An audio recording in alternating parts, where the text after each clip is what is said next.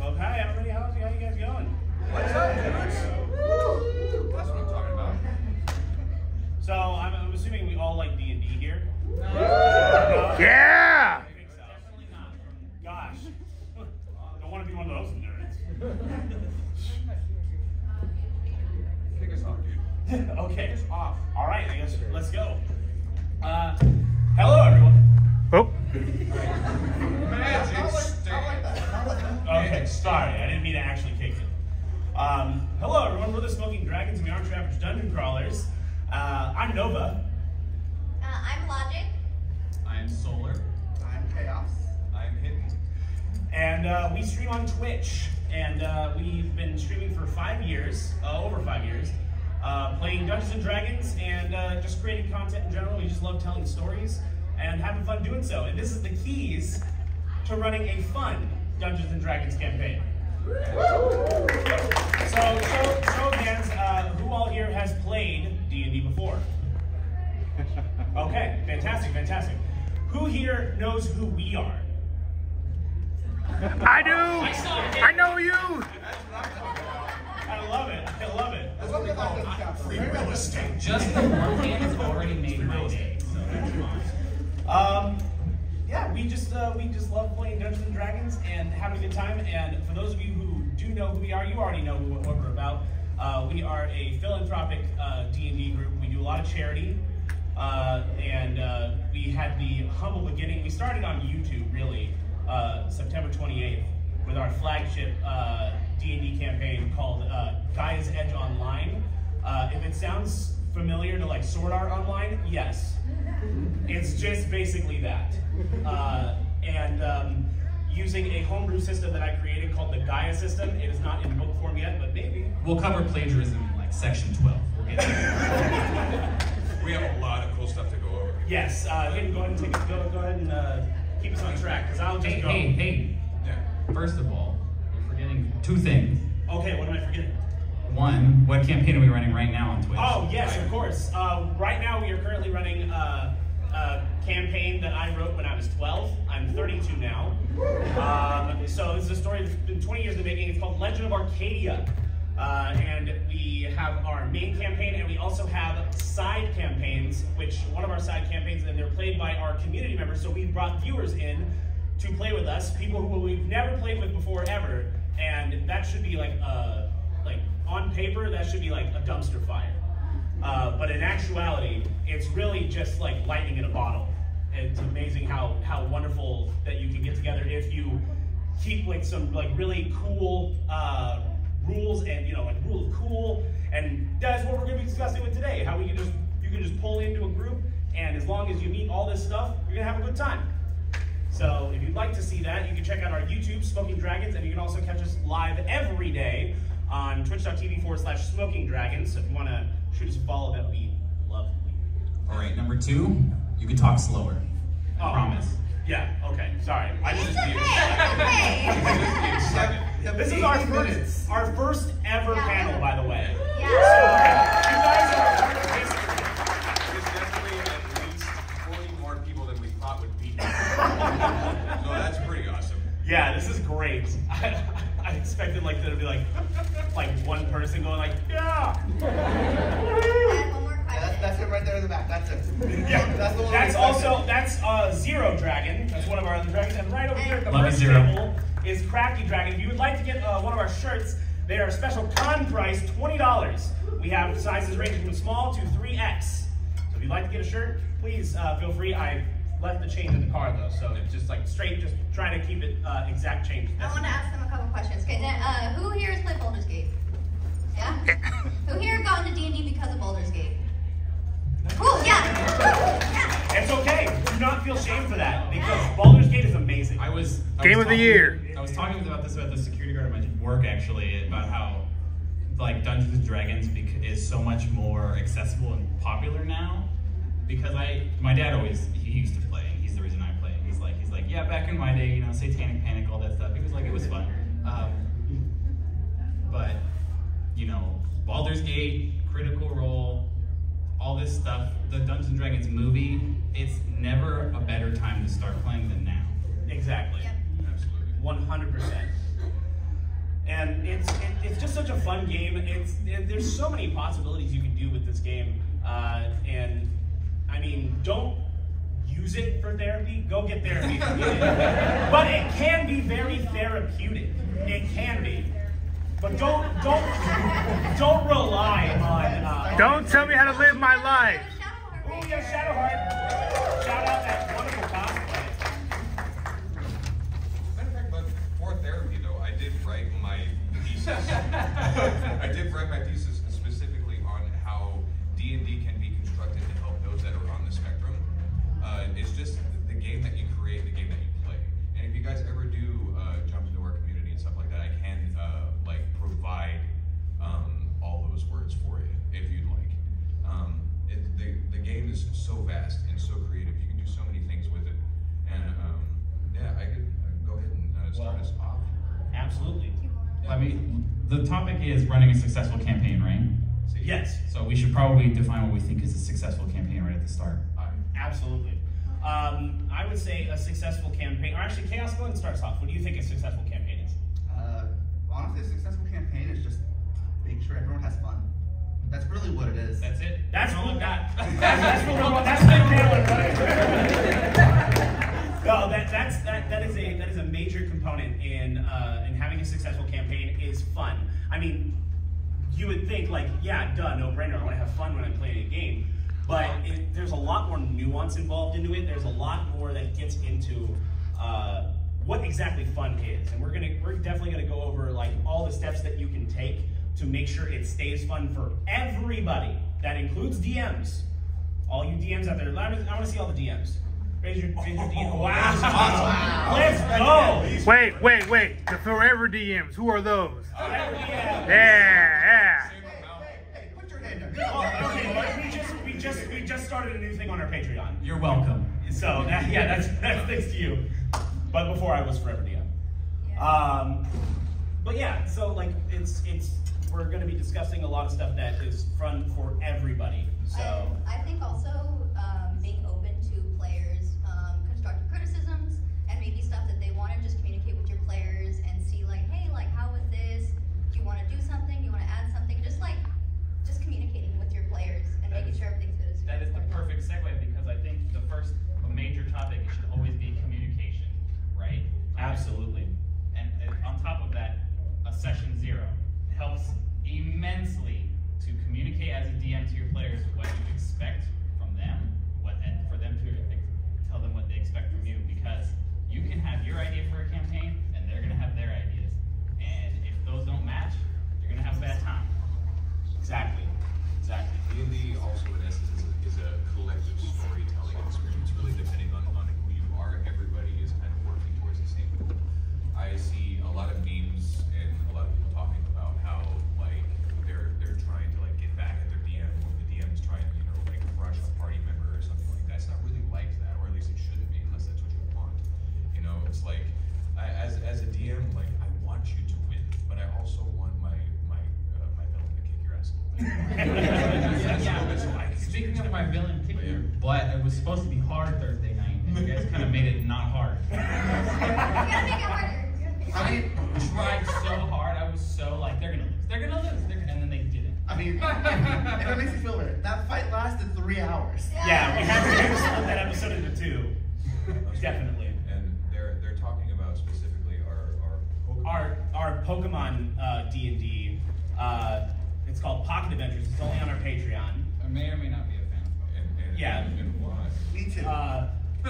Yeah, we definitely put it on our Patreon to give our community more options of stuff, and it's just also we just love Pokemon. We love the rule set that came out for it, even though it's kind of not legal. But we didn't make it, so we can't get in trouble. At least unless Nintendo pays us $5.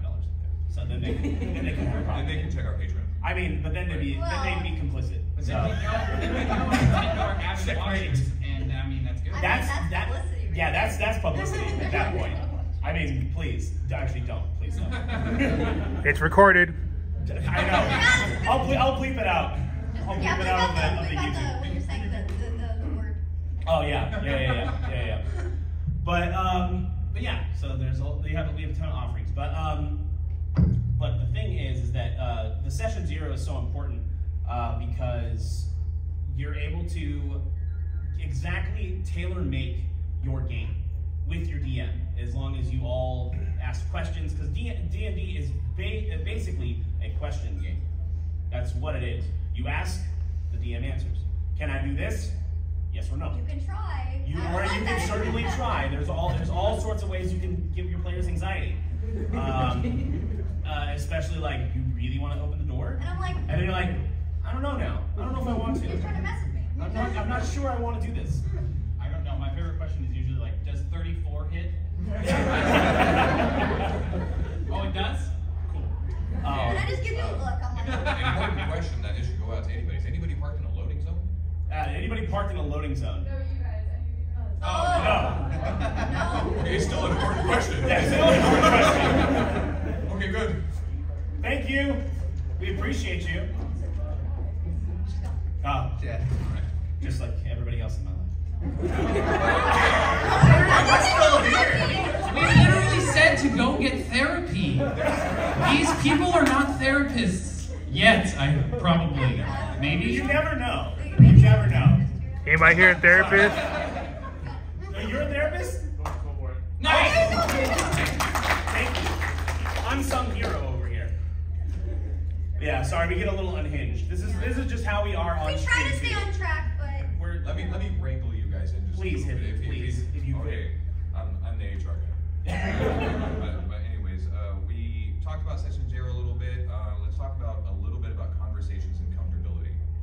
So that goes into session 0 when you're talking to your players and things like that.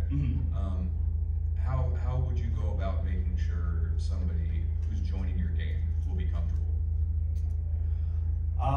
I suppose that depends if we're talking about a seasoned player or a new player. So I'll go from the new player's perspective because I love new players. And we'll work down the row if we did anybody have some cares new to players give this that had joined, like Crafty, for example. Yes. Was newer, right here. Yeah, Crafty does not have a lot of experience in D&D, but has been with us since the beginning.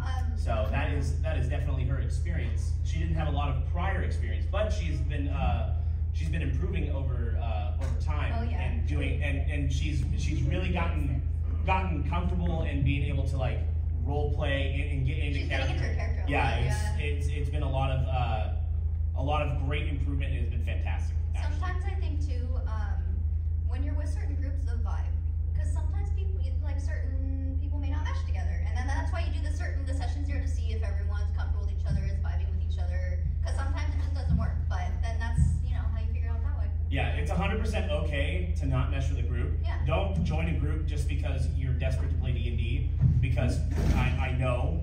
I've been in some groups that maybe There are times. It's nothing personal all the time. It's just you know when to walk away from a group, because if you have a conversation and they blatantly disregard everything that you talked about in session 0, walk away. 100% walk away. Yeah, I'm sorry, I keep hitting the table like this. I'm Italian. I talk with my hands. A lot of pent up anger there. Come on, gabagoo. Gabagoo. Mamma mia. So yeah, like know when to walk away from a group. But when it comes to the perspective of new players, if you're a new player now I want to single out people because I know a lot of you in here have played D&D. Who has not played D&D? Okay. Okay.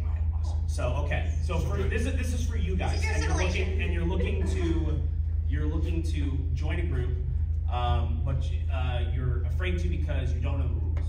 That is a huge reason that I hear a lot of people. I still don't know all the rules. I mean, I don't know what that We is. argue about the rules all the time. Yeah. Like grappling rules. People have been playing D&D for like 40 years and they don't know all the There's rules. so yeah, much always. that you don't need to know all the rules. In fact, That's a DM needs to know all the rules. and for me, at least in my perspective, I prefer you don't know the rules. Because then you're like, I know, I prefer you don't, and here's the reason why.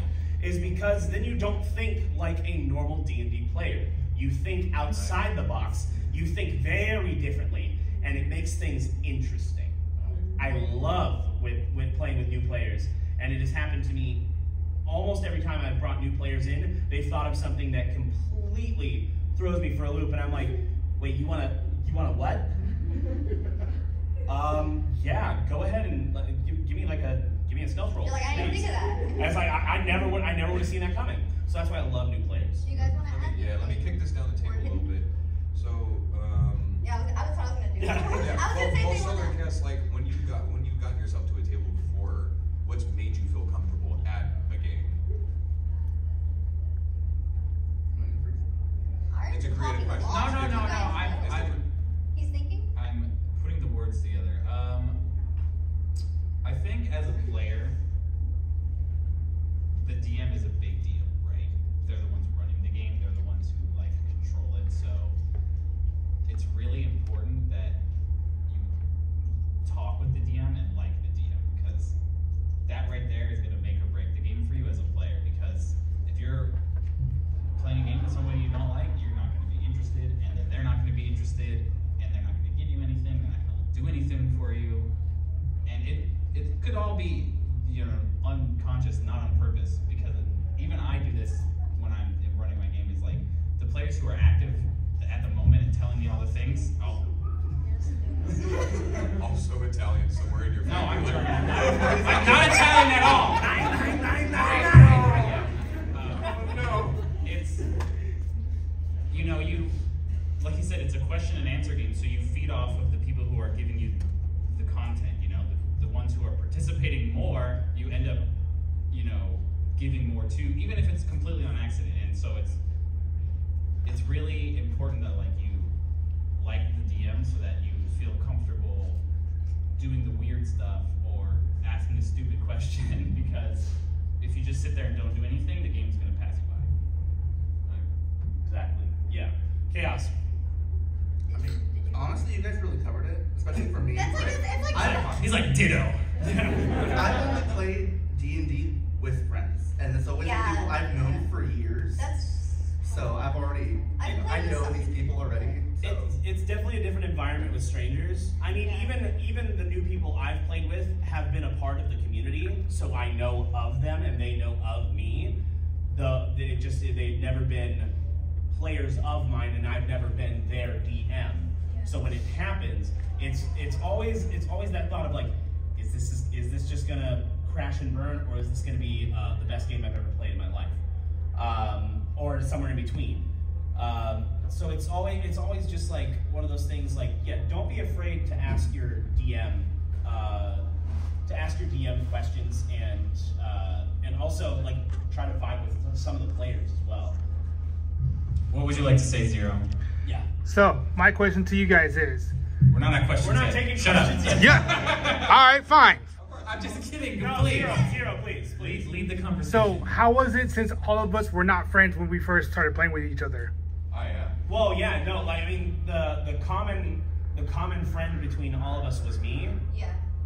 But even then, like when Solar joined, I didn't really know Solar that well. I've seen him a couple times, and then as we all went on this journey together, a lot of us who were already friends became more strengthened our friendship, and then I grew a lot more closer with Solar, and all of us also just kind of like closer with each other.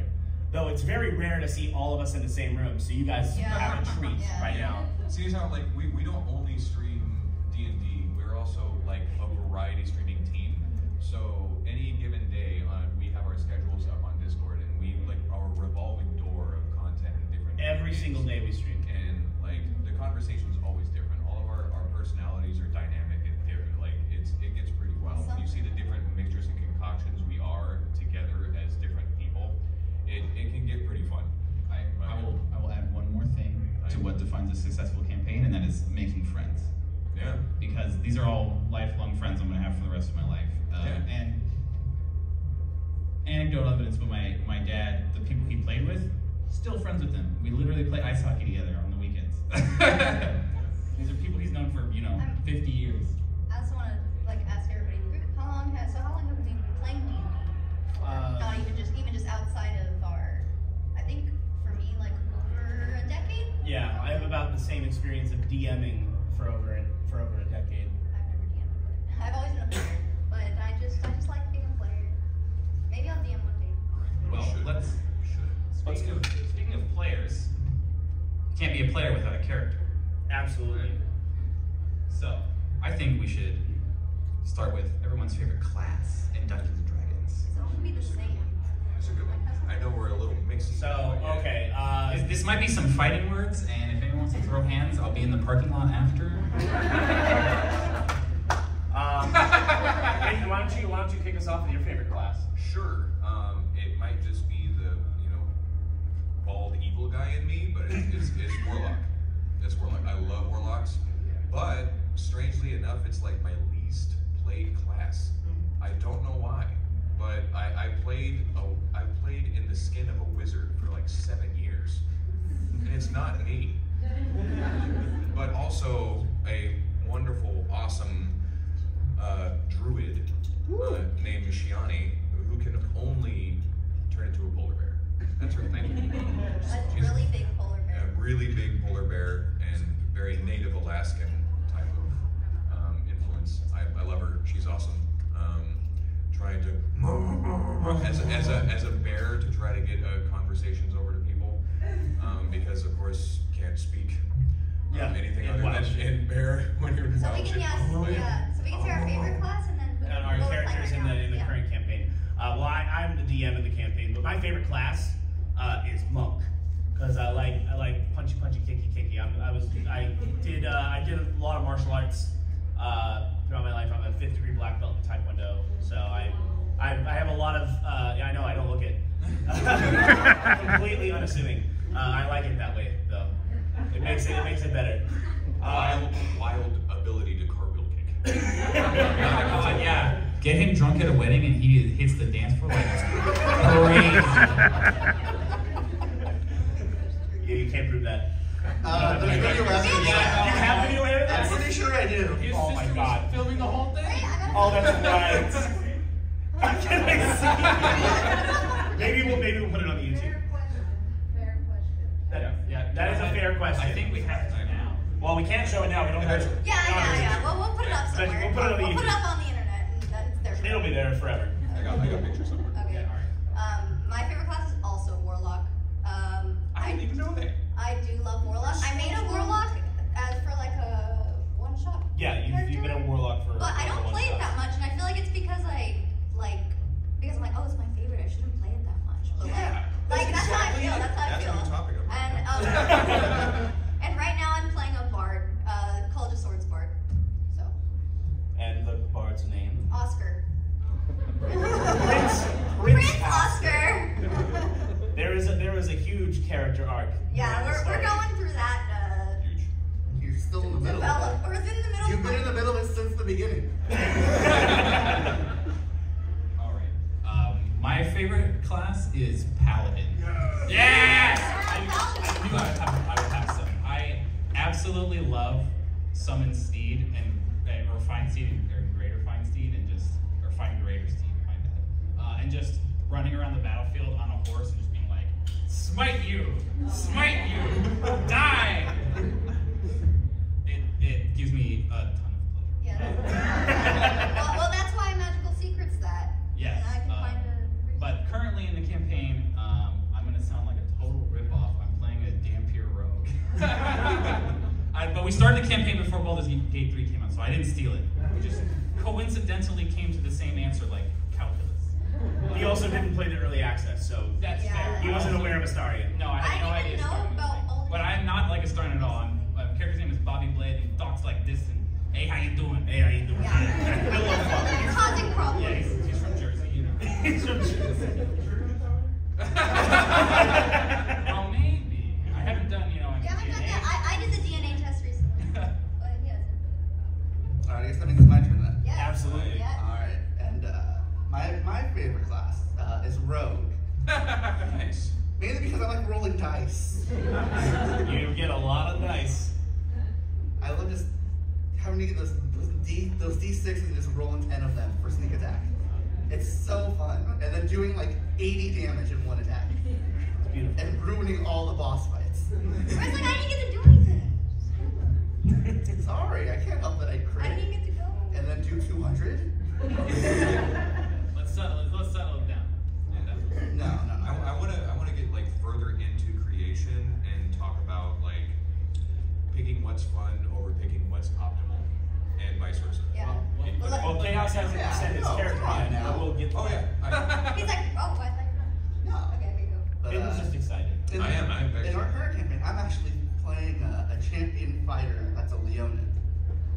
Big lion man. Named Redmane, who was essentially just Simba.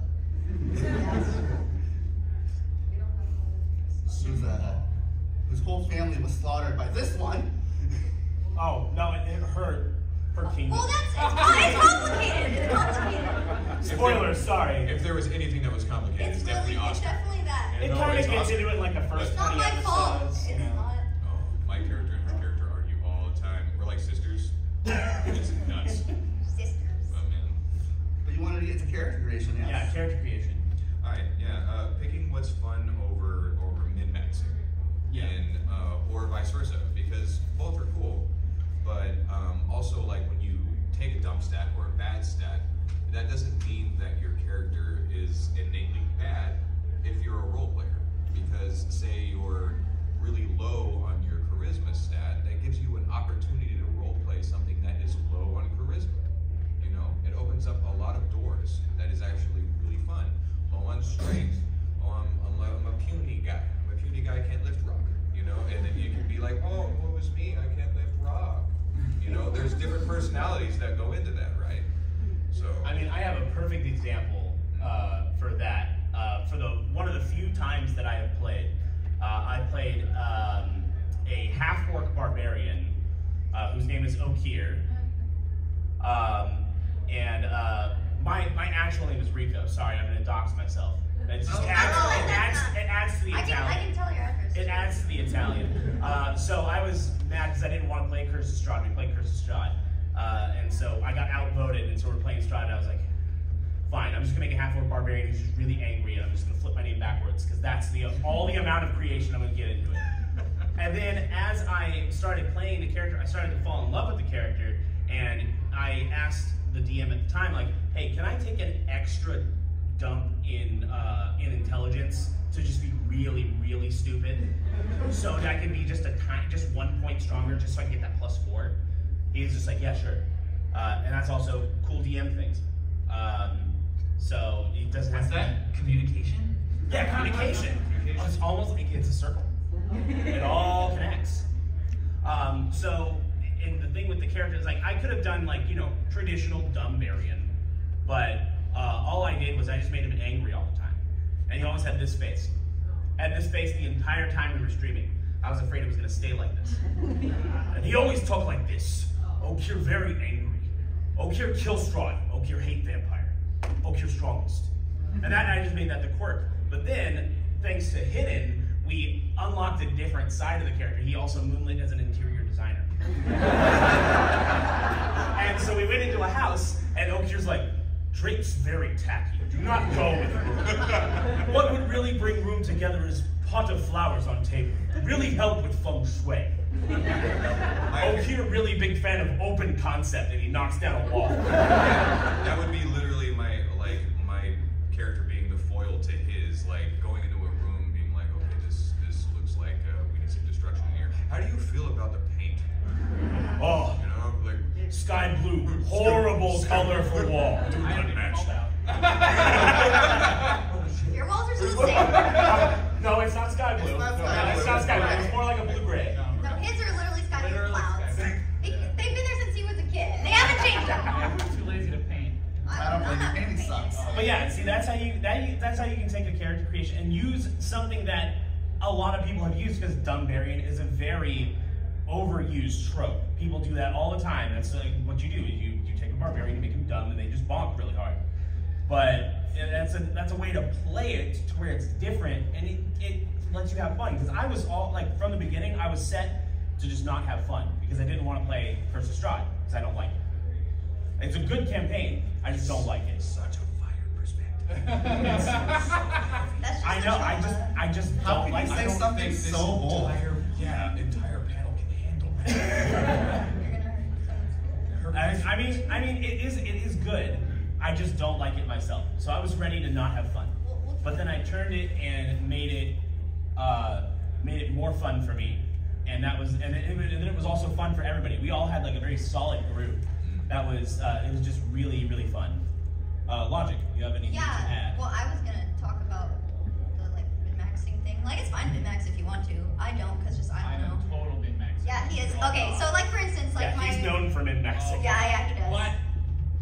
say, when you min-max, that means you have min.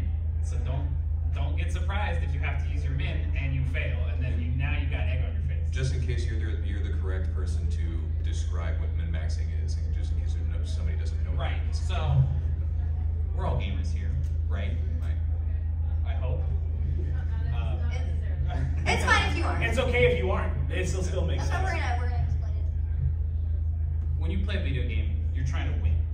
You know, there's an objective, and you're trying to finish that, and you're gonna use whatever tools the game gives you to the best of your ability, right? You're gonna give yourself a lot more vitality in Elden Ring because you can't dodge, you get hit a lot, right?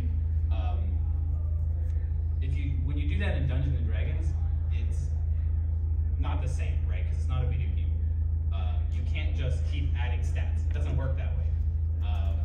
So you have to be very careful where you put your stats. And so when you min-max, you think really hard, like, what are the stats I'm going to use the most? What skills am I going to use the most? And you go all in on those, right? Perception is probably the most used skill check in the game. So, you know, the rogue I have has a plus 13 in perception. I can see everything, right? But as soon as you ask me to look for the details, investigation, that's an intelligence stat. I have like a 9 intelligence. I'll find the paper and be like, I don't know what the hell this is, and I'll just give it to somebody else, you know? So, and he makes me roll investigation all the time after I find something. I'm like, 4. So, whatever it is, I don't know. It's but that's what it is. I went all in on a few stats, and I'm really, really good at those, and I'm really, really bad at everything else. So I want to talk about, like, my current character. I know College of Swords Bard isn't the best bard technically, if you go by the, you know, the meta. But I picked it because my character, and so what I decided to do was Magical Secrets, Haste, and Find Greater Steed. And then when I cast it, it casts on both of us. So I'm just flying around with my steed. Flying around at the speed of sound. Yeah, it was places to go. You got to follow your rainbow. Yeah, so I'm going everywhere with my steed. So finding ways like to be creative, and even like, you know, he gave me a cool sword that's invisible, and it gets advantage every time. Unless someone can see the invisibility of my sword, which hasn't happened yet. And sometimes, yeah. It's a very uncreative name too. This sword, it's called the Invisible Blade of Death, because obviously. I mean, it's invisible. It's how it is. And you know, my character's not good at perception. They ask me roll perception, I'm like, I don't know. I'm only good at charisma, I'm a bard. That's what I got. I do all the talking, it's okay. And we get out of situations, we're fine. Chaos, anything to add? Yeah, you talked about how College of Swords is not the meta, and honestly, it's okay to play not the meta. Yeah, exactly. I'm not making fun of Yeah, play what sounds fun. Yeah, if you wanna be, you know, the most boring fighter there is, the champion fighter who just hits things and can maybe do extra damage sometimes. Do it. And even if you want to go with the quote-unquote vanilla choice, as the masses would say, you can still make it fun. Like I said, Okier was a berserker barbarian, and Dumbarian, it was the meta choice, but I changed it to where he used other skills that he wouldn't normally use. Granted, they were min, but either way, it's just about making it fun, trying to find new ways to make your characters fun. And as long as you're having fun and not harming the fun of anybody else, that is a big thing. Do not harm the fun of anybody else. We'll talk about that guy in a second. That gets you on RPG horror stories. All right. Does anybody want to explain metagame? Oh, yeah. I mean, Chaos. I can explain it. Chaos, go ahead and kick us off with metagaming. Oh boy. Like good and bad examples, as well, if you want. Good. Are there good examples of metagame? I think there are. I think there are good examples of metagaming. There's 100% good examples. Because we absolutely try not to, but we do metagame all the time, and then It's really hard to avoid. Yeah. Metagaming is one of those things, it's inevitable. It's partially necessary for storytelling. Yeah, absolutely. Should we explain like also what metagaming is? Yeah. Well, metagaming in, go ahead, Chaos. it's essentially using the knowledge you have already of D&D and bringing it into the game, like with knowledge like your character shouldn't know. Like your character probably shouldn't know that a troll is weak to fire. Well, But you as a there player- might be a reason they know, but just all of a sudden they knowing it, that would be metagaming. Yeah. That's a bad example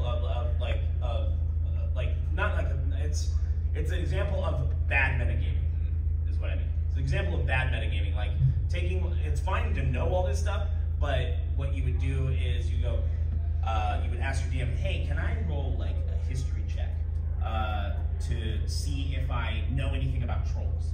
And then your DM would either say yes or no, or they'll be like, you wouldn't know anything about trolls. Depending on the setting, sometimes sometimes that's the answer. But other times, they're like, yeah, sure, go for it. You roll like let's say a 16. You know that trolls are weak to fire. And then that's how you can use metagaming to a good example, not just going like, I cast fireball and it's just like, okay, you just knew that already, but instead make it a journey for your character to find out, and it makes it interesting. And then also you can roleplay if you don't know it. You can just be like, well, I mean, I'll try different things, and then maybe I'll try a fire spell. Unless your sorcerer is all about fire spells, then I guess you don't really have to worry about Or it. you just always use fireball anyway. I mean, didn't ask how big the room was. You just said you had fireball. I mean, all I'm saying is I got all the way to Act 3 in Baldur's Gate before I found out you could just examine the enemies and know what they're weak to. I did not know that. I was like, it's just like, oh, this one's weak to fire. Yeah. But the whole thing is like using metagaming, like that's an example of using your metagaming knowledge to then make it fun for you. But then also when it comes to like planning what you want to do next, obviously don't take forever. Like combat already takes a very long time. Combat is always very long, unless for some reason everybody knows exactly what they want to do every single time. I'm going to tell you. Nobody does. Not even the DM. Well, I think the DM has a unique opportunity to use metagaming to involve their players, because it's no fun for the DM to metagame against you, right? Like, you love playing monks. If I never shot you with an arrow and you never got to deflect missiles, how would that make you feel? Oh, that would make me feel. That would make my class feel like part of my class absolutely useless. Right. It's literally the next one. Oh, is it? Yep. I'm not even looking at the paper. That's just how good I am. Exactly. Yes. And I felt that as a player, having this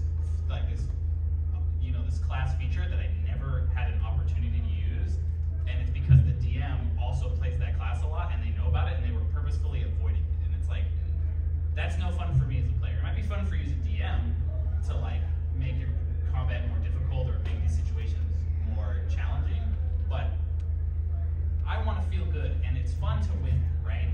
It's fun to get a win. It's fun to do something and to work out and be like, yes. I'll go ahead and segue us by saying the title of that, which is Build Encounters Around Your Players.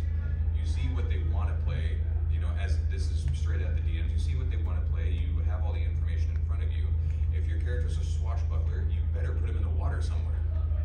Get him on a boat, and go swashbuckle. Or even that even works with like races too. If like somebody plays a sea elf and you strand them in the desert, they can't use like part of their racial abilities, the swim speed and to be able to breathe underwater. It kind of sucks. I've had a DM before. I played Gunslinger. Shout out Critical Role. I like the subclass. It's amazing. There was a thing that happened in the campaign where he took away my ability to tinker completely, which completely invalidates the class. So if my gun jams, I can't fix it. I have to hand it over to my artificer friend, who has to fix my gun, and then I can shoot it again. So it definitely, the one thing don't do. Do not take away people's That was him things. metagaming against you. That was him metagaming against me. So it's one of those things like, and like as a DM, play to your players' strengths and play to their weaknesses too. You have the full, as the DM, you have the full spectrum of everything that's going on. So use it, but use it in a way that's fun. Don't pick on a player. Don't just like purposefully avoid class features, because yeah, as a monk, I would love to catch arrows and throw it back at people. It's so cool. You can have so much flavor with that. Like you can like kick it back. Oh yeah, like freaking Kung Fu Panda. Like yeah.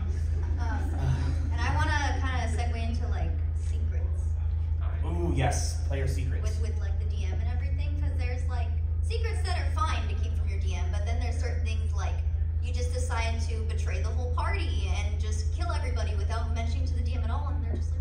Oh yeah, I've had a situation like that. We've had two situations like that. Yeah. One good and one bad. Yeah, one good that it was like it really played out well, and then one really bad. But certain things you should always mention to your DM if it's like game changing. I mean, and then yeah, like you said, some sequences you can communication. You can keep from your DM. There was one time where you guys in our flagship series. Talk about the black hole. Yes. Where you guys made a plan, and this is when we were doing it over Google Hangouts. That's a dated phrase. I mean, people still do, but now it's Zoom. Yeah. But or Discord. Discord, yeah. Zoom has, you can pay for better call quality in Zoom than you can with Discord. Yeah. Discord. Yeah, Zoom. We use Zoom for our pre-recorded stuff. It's more reliable. Unfortunately, I wish Discord video quality is better. Yes. Yeah. So we were in the middle of session, and they wanted to make a plan to deal with a kraken because it was part of the quest. Like if they go slay a kraken, they get a ship that like a galleon that they can go around with. And this is in GEO, so it's a video game. So the quest is slay a kraken, get a ship, and then they can sail across the floor. This was also like very early into us playing the campaign. Yes. Yeah. So they told me to take my headset off because they wanted to make a plan, and I was thinking like, well, I'm just gonna watch the episode later because I have to edit it. So I'm gonna find out the plan anyways. Ironically enough, that episode is lost to time. I don't know where it went, but it never went up, so I never knew the plan. So it worked out great. So it worked out well for them. So when it came time to fight the kraken, they sail out, and I was like, you guys are gonna take the whole party? They're like, no, just 2 of us. And I'm like, what? There's like 7 of you. You're just 2 of you are going? They're like, yeah, don't worry about it. And I'm like, oh my god, I'm gonna kill 2 of my players right now. They're gonna die. That sucks. And so then they go out, and the kraken comes out. They throw in a portable hole. And I'm like, okay, so now they have a hole in the ship. And then the other one throws out another portable hole. Now, for those of you who don't know, you put 2 portable holes together, or a portable hole bag of holding, creates a black hole that sucks in anything within like 50 to 60 foot radius, and it just collapses and goes to the astral plane. That's it. And so they did that, and then teleported away. Instantly killing the kraken. That was that. I did say I was a total min-maxer. Yeah. So that's an important thing for DMs. Read the description of the items. read the description of the items, because I did not know, and I gave them 2 portable holes. Now I don't ever include portable holes in the campaign. How did they get those? They bought them. They didn't know them. They bought one. We crafted another one. Yeah. How did you know that? No, you dropped. This is in a different system, so they were like what? We were like level 6 or 7. Yeah. But in this system, like you can go all the way up to like level 50. Yeah, so technically that's really early for a kraken, even in this system. But Yeah, like, the point was to not. It was supposed to be like, hey, you can't kill this. Don't come do it. I also rolled like a D100 Challenge for effectiveness. I rolled a D100 for effectiveness, and I rolled a 100, and I was just like, like that's it. That moment we have on camera. Yeah. that is on camera. That is on the YouTube. And I was like, I'm so angry, and I just took all the papers that I had for my plan encounter. And I was just like, you level up. That's another thing. Is like you have to be prepared for your players doing things you just don't expect. If you tell them don't go somewhere, they will go that way. Yeah, Immediately. for sure. There is no reverse psychology to be had. You can't. Don't go there. And that's kind of a segue into the next thing too. You're just banging them out. By accident. I think no DM story is too precious to change. So really, really help and guide your players. Change your story for your players, and in a way that's gonna make you happy too. So if they do go in that different direction, instead of going to the forest, they go to this village. Take something from that forest and put it in the village. Are there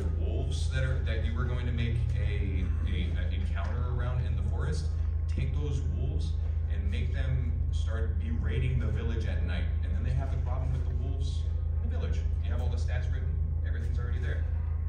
I have a question for you two. Have you ever just winged it? Absolutely. Yeah, right? 1,000. You're like, I didn't prepare for this. There's like a moment, and I think you can figure it out in Arcadia. But then again, that story's like ingrained in my skull, so I can easily wing that. For like 5 episodes straight, I winged the entire sessions, all 5 What of them. were we doing? I don't remember. I don't know. I don't remember either. It was a while ago, but I could look at the episode and know just by the look on my face exactly what I was thinking at that moment. What do you think you know what we were doing? Oh no, if you said it was a while ago, then never mind. Oh, well, never mind. I thought it was more recent. Oh no, I thought it was more recent that you said definitely it. not more recent. Can I like talk I about? feel like it was probably my fault. Can I talk about a winging moment for myself on this one? Absolutely. I was charged with DMing for one Miss Alana Pierce. I don't know if Y'all know who you're- Alana Pierce is? A very wonderful Yeah, person definitely. who helped out our channel and really helped find Friend of us the show. who we are. So she's a big part of us and a friend of the channel, but she agreed to come down to our studio and allow me to DM for her. And I had to write a one-shot for the woman who helped to write God of War. Ouch.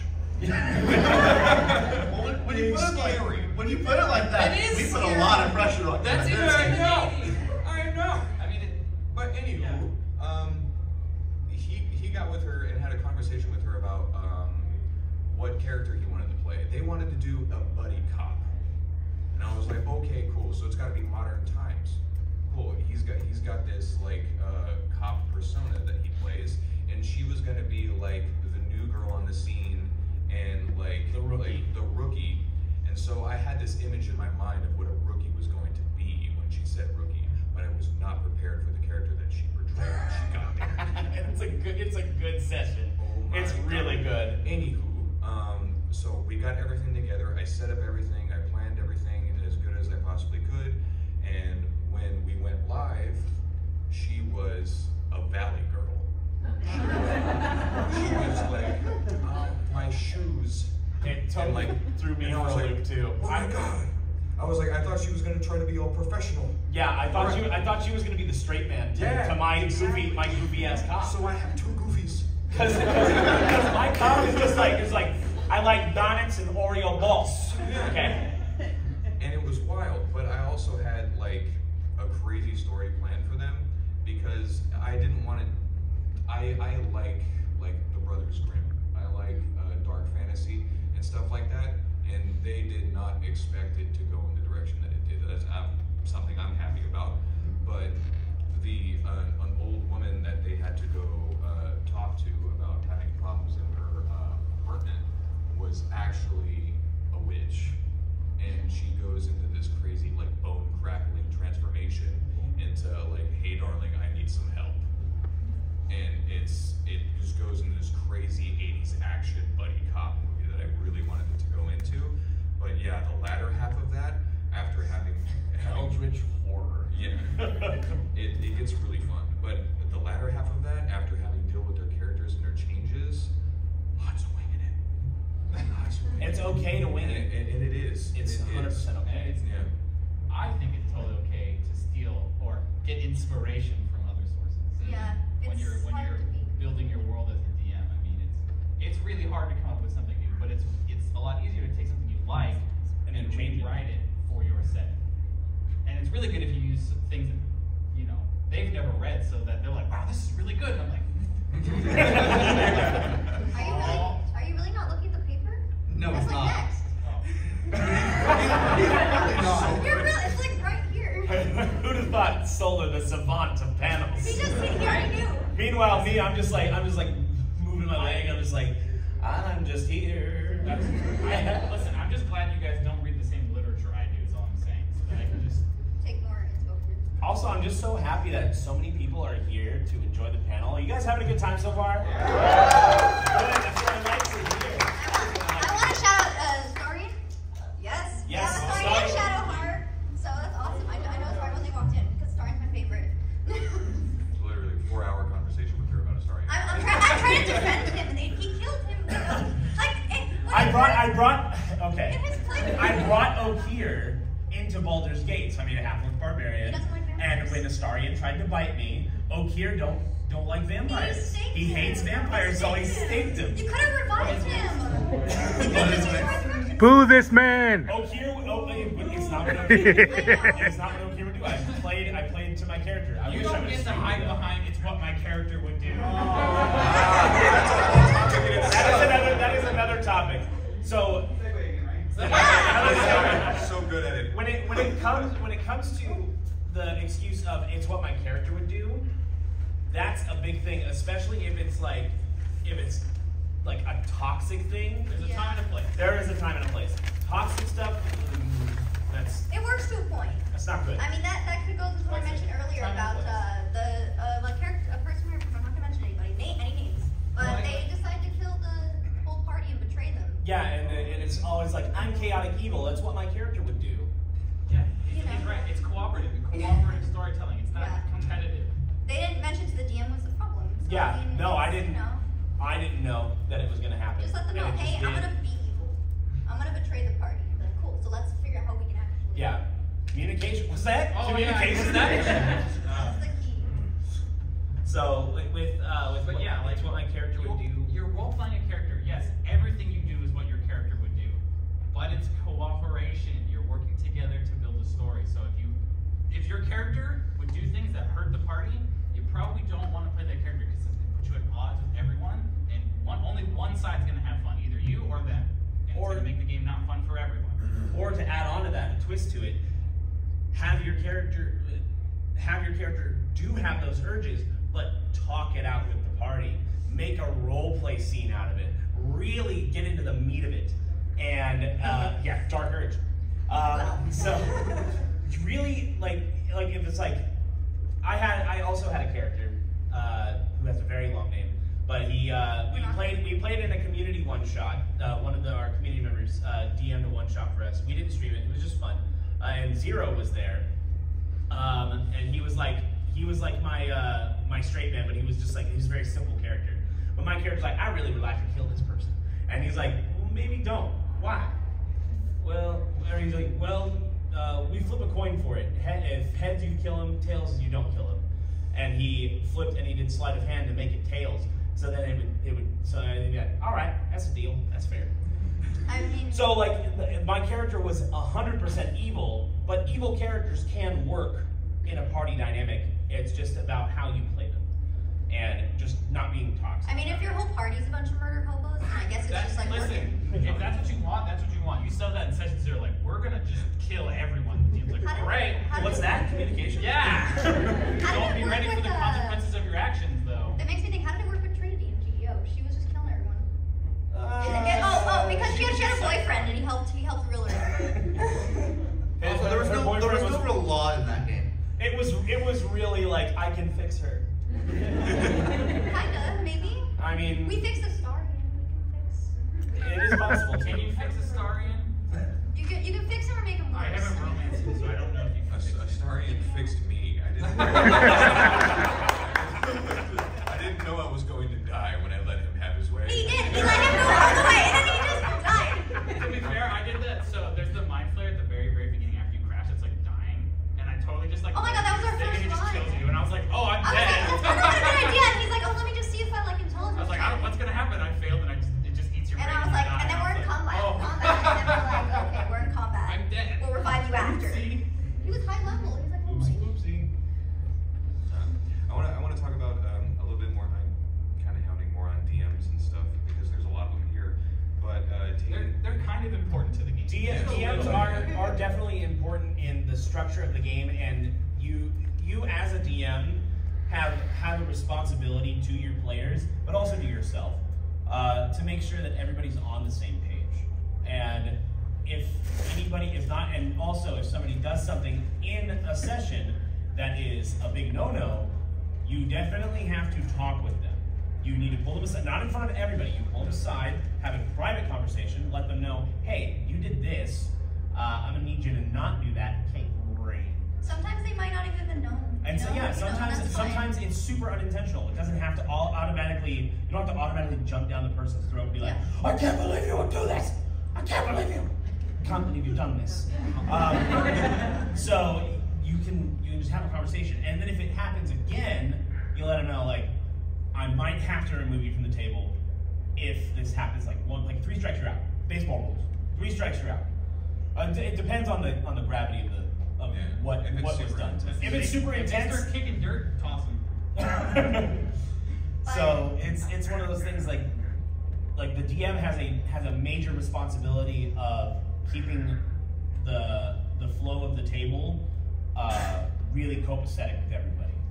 While it is also the player's responsibility to also do that same thing, but they mostly like focus on their own actions, not somebody else. You can't control other people. I say as I'm saying the DM is controlling other people.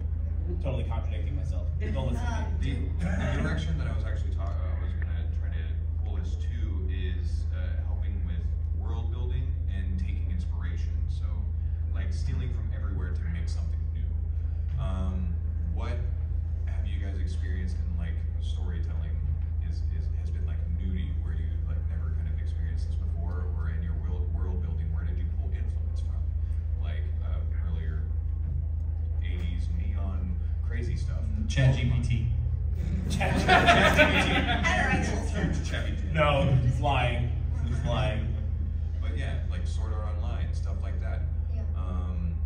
Anything else that you guys have ever like pulled together that was just like random out of nowhere? Personally, the more literature you consume really, really helps your DMing ability, because you have so much more knowledge about other things. You know, I'm not a good writer, but I know people who are, and I'll read their books, right? And I will use that information to my benefit. That's a huge quote. It's massive. I like that. Right. So, and like I said, I'm very grateful you guys don't read the same literature I do, because I use that stuff. I mean, for my world Arcadia, when I first wrote it, there was a few movies that came out during that time, namely Lord of the Rings, The Matrix, and I was really big into Final Fantasy, still am. So yeah, those are the things that I took inspiration from, especially like more The Matrix than you think, because it's very philosophical, mind screwy kind of thing.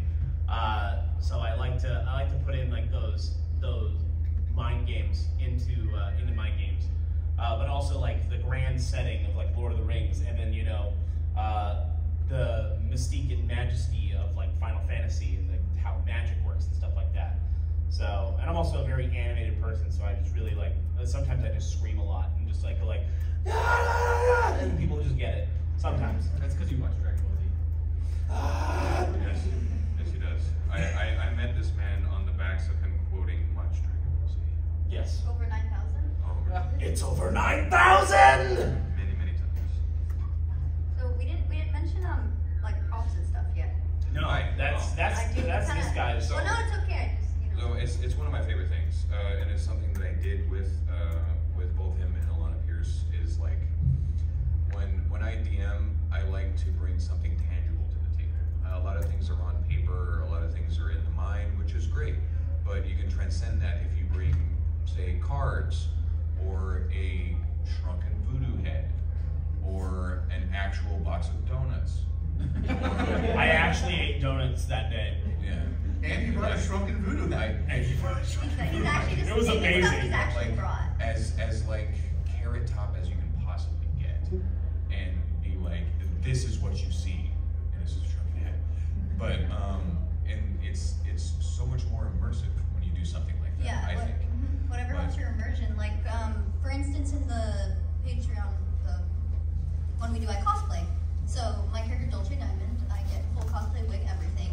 Not every time because it's a lot of work, but sometimes and it helps me get a character because I'm just like feeling her. It's like, I also cosplay for my character as well. I got like a headband, I got a little vest, and I have a shirt that's the Teenage Mutant Ninja Squirtles. So that's my character's favorite show. And I have these like Pokemon sweatpants that have like a bunch of pockets. Because my character's like the Pokemon etymologist. So he's like, oh, look at how those Rattata move, and it's they get together and they get the berries, and so he just wants to catch all the Pokemon. It's just me. yeah, I mean, and don't feel like you have to dress up just because like say your other group mates dress interesting. If you want to, go for it, because if it makes you feel good and feel more immersed and better, like I love doing it when I feel like it. But you know, it's great if you want to. If you Also, don't. like puzzles too. Yeah. So you can, Puzzle boxes. like puzzle boxes, anything that you can find. You can find a bunch of. All my really puzzles cool are stuff. too hard for you guys. I can't. That's true. I can't solve your puzzle. There's also like other resources as well. Like I've seen, like, I mean, obviously be careful with fire, but they have these papers that are heat activated that you can give people this, and they have to figure out like, oh, we need a heat source, and they can take a lighter and they do that, and it uncovers a message. Why are we doing There are- that? Am I gonna light something on fire? Do you want to pay for it? Last I can person. buy it. Okay. Yeah. Fair. But like, do you trust me with fire in this video? No. No. Yeah. Why is there 100% not. a Yeah, fake just fire? get a warm light. A fake, Yeah. just like a little candle. I'll get a halogen bulb somewhere. Oh yeah, and for I wanted to get on the topic again. DMs is just the direction, I think. But if somebody is like a new and up and coming DM, give them a chance to be themselves. Give them a chance to find who they are and express themselves too. Like, because I think as players, all the content that we watch for D&D, we consume a lot of it. We know what we want, and that could be taxing on somebody who's brand new. You know, if you have your expectations really high, thank you, Matt Mercer, for being who you are, but not everybody is going to be him, and that's No, okay. Not everybody's Matt Mercer. Not everybody's Brendan Lee I Mulligan. think Matt Mercer's only Matt My Mercer. God, I wish I was Brendan Lee Mulligan. Oh my God. There are so many other like really great TTRPG channels. They do great, amazing content. It's great to even be recognized in the same space as these other channels. We're not worthy. But also, when you play D&D with people, don't curtail your expectations to be that. Well, yeah, because Don't expect your DM to be Matt Mercer, but if you are a DM, do borrow things that Matt Mercer does, because he's a great DM. He is a great Absolutely. You DM. can Borrow totally from take him. things from him and use them as your own. Matt always has said, like in a lot of the content that I've watched of his, he always encourages people to take some of the stuff that he does. He's all about sharing, and I mean, like, if you watch us, you do anything that I do too. If you think it's good, I mean, I'm just going. We're just happy you think it's yeah, We're just happy you think it's good. Yeah, if you. Because for a lot of people, when they see Critical Role, that's like the bar. Even for us, We've got a lot of people say over the years criticizing like why don't you do this like Matt Mercer? It's like, because I'm not him. I mean, just do it. You don't want to copy. Just be yourself. Do what's fun to you and your players, and just kind of have a good time. Don't feel like you have to like be Matt Mercer, because then you're just not gonna have a good time, and then you're always expecting more. Yeah, it'll definitely kick up that depression, because DMs also check on your DMs frequently. Always do wellness checks, and just be like, and make sure if it was a fun session, tell them, hey, that was a super fun session. That was great. Yeah, oh, you because that always makes the There is day. no better feeling in the world. You Well, always, it's like wellness checks, and we always want to keep playing. and then also for That's another great feeling. Is like for when you're, DMs to players too. wrapping up and they're like, "Can we keep going?" You're Yeah. just like, Yeah. I don't want to sleep tonight. We've done it till I thought I can't. We've been playing a game We together. played D&D for 24 hours straight. With the sun. I didn't go to my concert. They went to Denny's and kept playing. We went to Yeah, Denny's we and we're did. still playing in Denny's. We have a problem. It's That's a good problem. it's a great problem to have, because you're not hurting anybody. Just sleep. Also, I know you DMs are probably work so hard on your campaigns, and maybe sometimes you don't sleep a lot, like him. And we're like, God, get some sleep, please sleep. Are you still awake? Yeah, I only got like 3 hours of sleep. I swear this man is working too. Go to sleep. Maybe, but Take a nap. but DMs to players too. Like if you run like a very intense session, like it's emotional, like you really make some people emotional. I've cried, I have for made sure. people cry. But like it's because of like their characters feeling such strong emotion. You make sure you go to that person and go like, "You okay? Are you fine? This is good. This is good." That's why you This is decided good to emotes." bring back my boyfriend, because you were gonna kill him. Oh. And then I cried. I cried a lot. I was like, I'm going to use this as example, because Yeah. we have another one right over there. So the boyfriend was on the verge of death, and then when he did die, I did this on screen. he ripped up his Tore his character sheet just like that.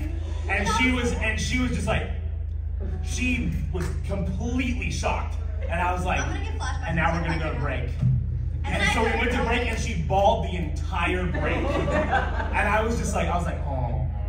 But then, but then when I came back, what did I do with my character? She was just depressed. I said I'm gonna throw myself in this ocean unless you bring it back right now. I threatened him. I said I will kill my character. She's like, I will unalive myself and everybody in this campaign if you do not bring him back. And I was My just character like, was not mentally stable, and then you decided to kill the one that keeping her together. and so I had to do this. And he was like, let me tape it. He brought it up. Really nice of him. He didn't have And then to I was do like, that. okay, now I'm just gonna write a healing. But then I changed it to where it made sense what happened afterwards. Oh, this is also kind of like piggybacking off of what she just said just a little bit on derailing campaigns and how that's okay. Like, and we kind of talked about it earlier too. Yeah, like. Just like we're getting derailed this like entire panel. Yeah, That's okay. pretty much. It's okay. This panel's been nothing but tangents. Oh yeah. That's fine. I was That's hoping fine. it would be, and I was hoping you guys would have fun with that. Thank you. Oh, well, thank you. That's my job. That's why I'm here. He's the segue guy. I'm the ADD And guy. then HR. HR. Unhinged. Yeah. Hi, I'm just happy to be here. Yeah. It's funny, his name is Chaos, but he's the most level-headed. For some reason, I'm Logic. I don't know. And how she's that Logic, happened. but she's the most chaotic. I feel like It's it's irony. the irony. Yeah. There was a name they used to call me, but we're not going to talk about it. You mean, was it mommy or daddy? Yeah, does she stop? Talk about that. Come on, you shouldn't even mention it. You know I'm I know. Talk about Daddy Dragon. No, Oh, let's Daddy not. Dragon. Let's not. Let's not. I'm Nova now, and it stays that way. I'll call you sometimes. The reason why I actually got my name hidden is because on stream and most of the times I would be working in the background, and over time in my life for some reason I developed like a fear of being seen, and everybody would always hear my voice. And when we first started raising money for charity and we started going really hard, and it got wild our first month when we first started. We ended up raising 18,000. Yeah, and like which is pretty fantastic. Thank you. And as for some reason, I don't remember who did it, but one of the stretch goals was to like reveal to me see your face on stream, and it happened faster than dreaming. it happened real fast, and I did it. And that entire thing of me finally like showing my face, I wore a beanie for a lot of that time too, because I was real worried about this. But this has led me to be a lot more confident in myself, and that's something that D&D also can do for you when you're working through other characters and their personalities and stuff. You can adapt your entire life through this story, Not telling only things. is it important, I think it's incredibly tantamount to being a player, to being confident in the character, and you know, it is scary, especially role playing something completely different from who you are, but you just gotta go for it because everyone's gonna love it. They're gonna love it, I promise. You can be confident that your character's not confident, so that's fine too. Like just playing who had do? That was That me. was I great. in a campaign long ago, I played a halfling sorcerer dude. He was a coward. He ran away from every fight. We roll mission. I'd be like, can I go last on purpose? Like I want to be back here, not fighting. Dude, poor dude. Yeah, and Dew was the only character in that. Well, not the only one. There was also another one, but one of the most gruesome deaths. He got his head smashed like a watermelon. It was bad. Aw. Dude didn't deserve that. He did not. He was trying his best to be brave. But we've been having a lot of fun talking so far, and we are getting close to the end. I didn't even think it was going to go this fast. Yeah. It's alright. 105. Well, we should get into the like how to start and the it's real quick. Resources you guys can use. Yeah. Baldur's Gate. It is. It is amazing how well they have adapted the Dungeons and Dragons rule set to a video game. I thought it's not possible. There's Oh way my too much god. that can happen. They even and made College of Swords better. and it's so good. That game is so good. They did some of their own stuff too, and it's like my favorite game of all They've time even now. I love it so like much. made some other classes just way better. Yeah. Yeah, Um, like They the gave, College of Swords. they gave buffs to classes, and that totally makes sense, and you're just like, yep, that's mine now. But other like DM resources, you have Owlbear Rodeo. It's like Roll20, but it's I find it a lot easier to You use. can make maps, right? Owlbear Rodeo is Rodeo Yeah, really maps. easy, and you have like you can do invite codes, stuff like that. People go to the room, and then it's really easy. Nobody has to have an account Yeah, to you use just it. pull up the website and it's just like a chat room and you can just put your map on it. And I mean, it has an initiative tracker in there. You can roll dice in there too. So it's just like Roll20, but also Roll20. Yeah. For those of you who like it, I personally find Roll20 very, very, very, very confusing, and it takes a lot to dive in and understand how it works. Owlbear Rodeo is a lot more simple. D&D Beyond, huge, super huge. Yeah, very cool.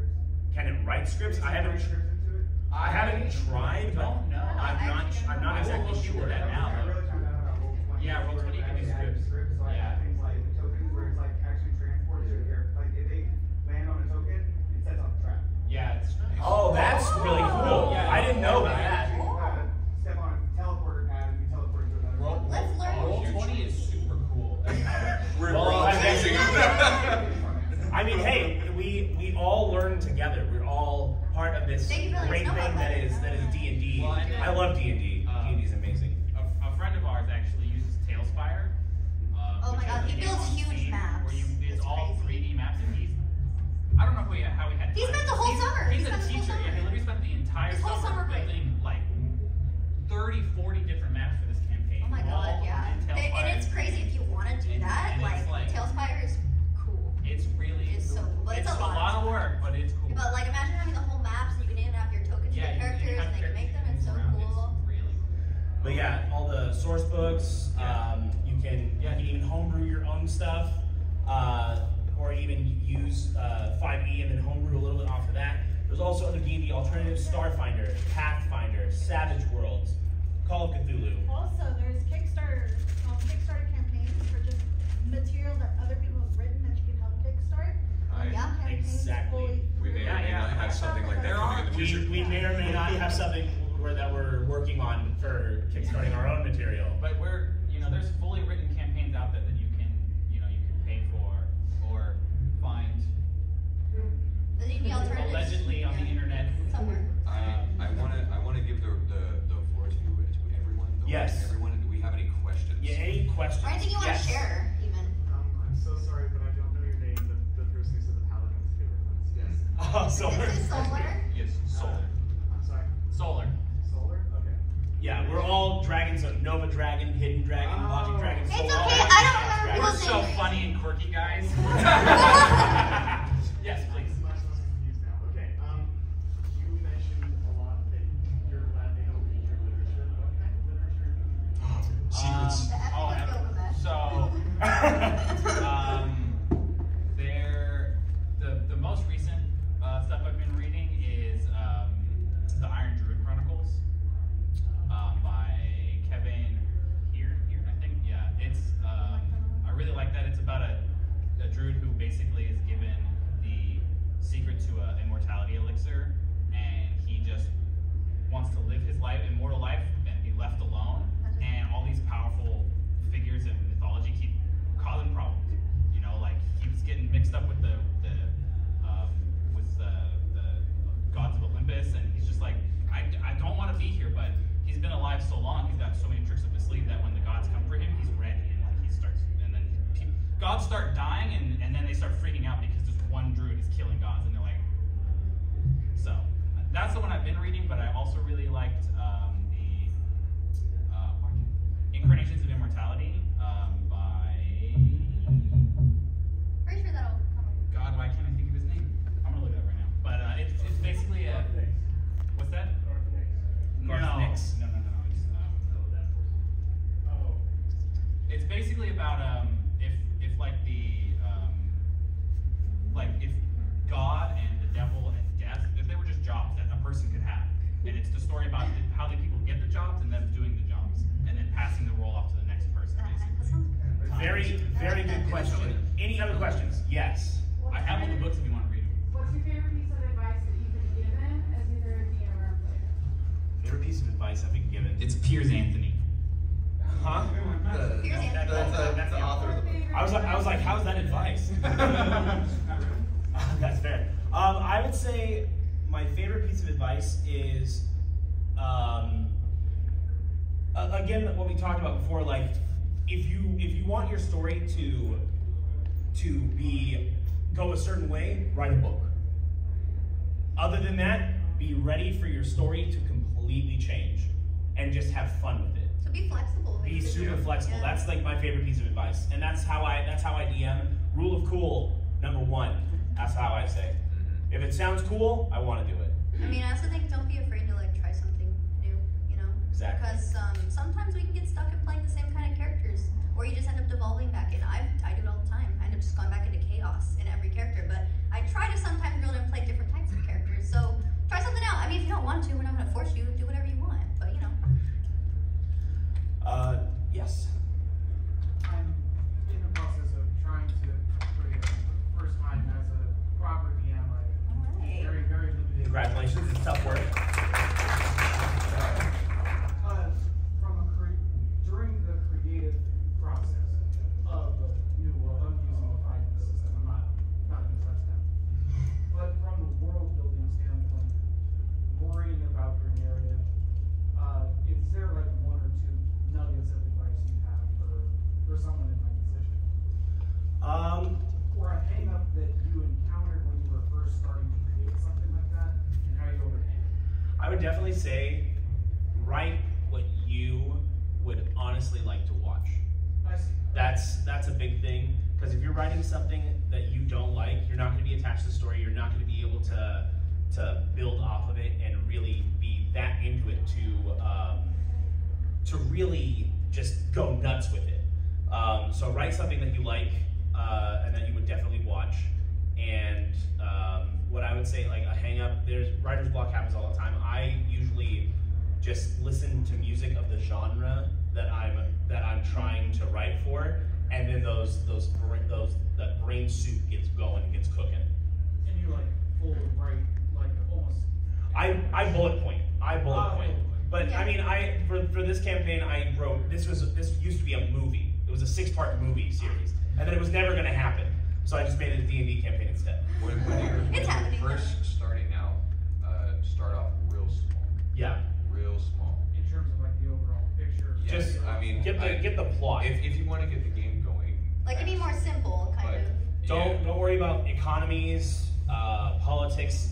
That's where it gets very crazy for just starting out. After you've had a couple worlds under your belt, then maybe start adding that kind of stuff you in. can totally go that wild if you want to, though. Absolutely. But it can be a little overwhelming. It's very overwhelming. That's where I'm stuck. Yeah. I've got maybe an idea for a VBG. I've got a There you go. physical world map, and you're saying maybe it's good enough. I mean, yeah, For sure. definitely figure out a start point and an end point. The middle doesn't really matter as long as you get yourself to that end point at some point. It'll start shaking once Just you. be prepared for the endpoint to be not what you wrote. Of course. Yeah. And I think we've got time for 5 more one or minutes. 2 more questions. We got 5 Gentleman minutes. in the back. Yes. So I'm DMing a game with married couples. Okay. Guys, Yeah. long-term gamers, not a problem. The wives, we've been doing this about a year now, twice a month. Congratulations. The wives are still forgetting things like, oh, you may have a bonus to my D20 for attack, or, oh, I have 2 attacks? Oh, you know. How can I help them to maybe get more into their characters or know it more? I think I got this one. Oh, yeah. see, Yeah. This is a real struggle. This is a very Okay, real struggle. so figure out what they like in the game, right? So when they're playing the game, if you see them like an item, if you see them like a character, kind of promote the play by rewarding them with those things. So if you see them like spark attention on something, that's something that they like, nudge them in that direction, and then that will get them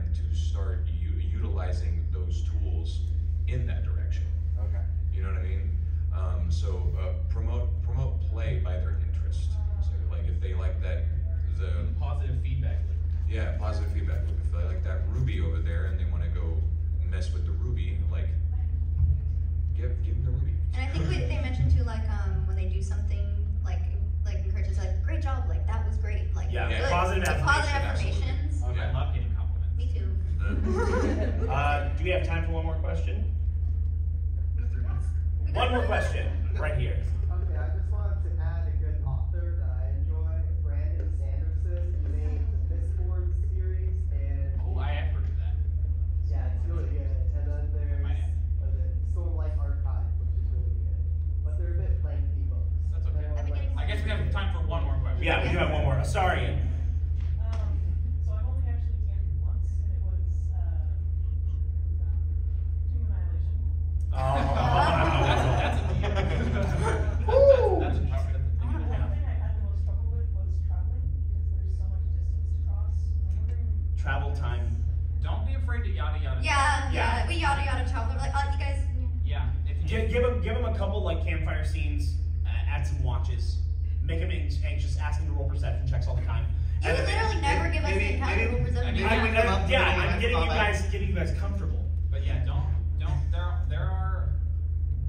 I think there's rules for extended travel in the DM's guide, but like I said, do not be afraid to once they, if there's competent adventurers to be able to say like, yeah, you can travel that distance, and this is how far you have to go and how much resources you need to spend to get there, and then just be like, okay, now we're here.